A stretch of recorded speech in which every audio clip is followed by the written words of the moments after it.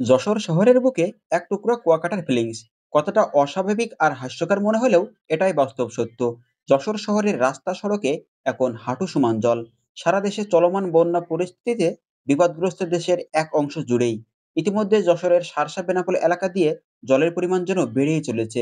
প্লাবিত হচ্ছে গ্রামের পর গ্রাম। যশোরে ভারী থেকে অতি ভারী বর্ষণের ফলে আমাদের এই শহরের অনেক এলাকা জুড়ে এখন জলাবদ্ধতার শিকার। দেশের বিভিন্ন জেলায় চলমান বন্যা পরিস্থিতির মধ্যে অতি ভারী বৃষ্টিতে পানি নিষ্কাশন না হওয়ায় জলাবদ্ধতার এক প্রকার বন্যার রূপ নিয়েছে যশোরে। টানা কয়েক ঘন্টার বৃষ্টিতে জলমগ্ন হয়ে পড়েছে আমাদের যশোর শহরের বেশিরভাগ এলাকা। শহরের তুলনামূলক নিচু এলাকায় যেখানে অল্প বৃষ্টিতে পানি জমে সেসব স্থানে রীতিমতো বন্যা পরিস্থিতি সৃষ্টি হয়েছে।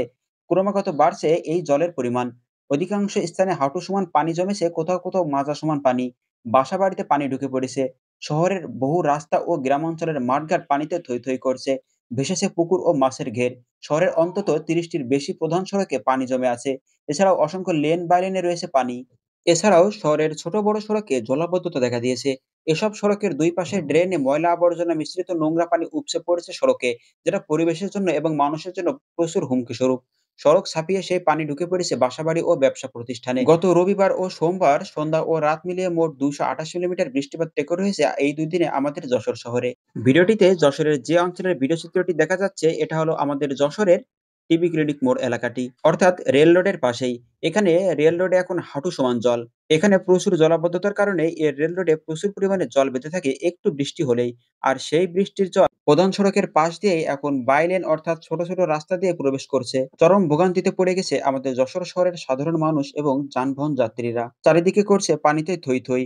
আর এই পানি কিন্তু মানুষের জন্য খুবই ক্ষতিকর ও হুমকি স্বরূপ, কেননা এই পানিতে মিশে রয়েছে নানা রকম রোগ জীবাণু। শহরের রাস্তায় রাস্তায় এখন দেখা যাচ্ছে অনেক প্রজাতির ছোট বড় মাছ। সারা দেশে চলছে বন্যা পরিস্থিতি। এর ভিতরেই আমাদের খুলনার পাইকগাছায় অলরেডি ১৩টি গ্রাম প্লাবিত হয়ে গিয়েছে।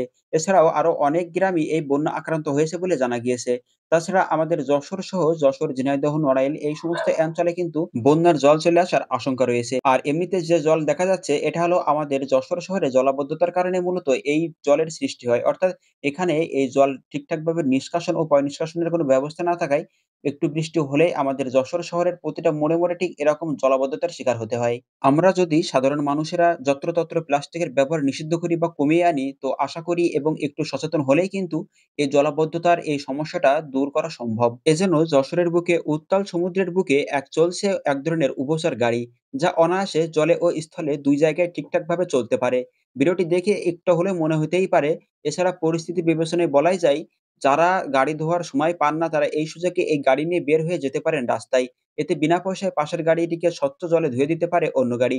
শুনতে একটু অস্বাভাবিক লাগলেও বাস্তবে দেখা মিলছে এমন দৃশ্যের আমাদের এই যশোর শহরে। যাই হোক, আজকের ভিডিওটি এ পর্যন্তই। ভিডিওটি সম্পূর্ণ দেখার জন্য আপনাদেরকে অনেক অনেক ধন্যবাদ।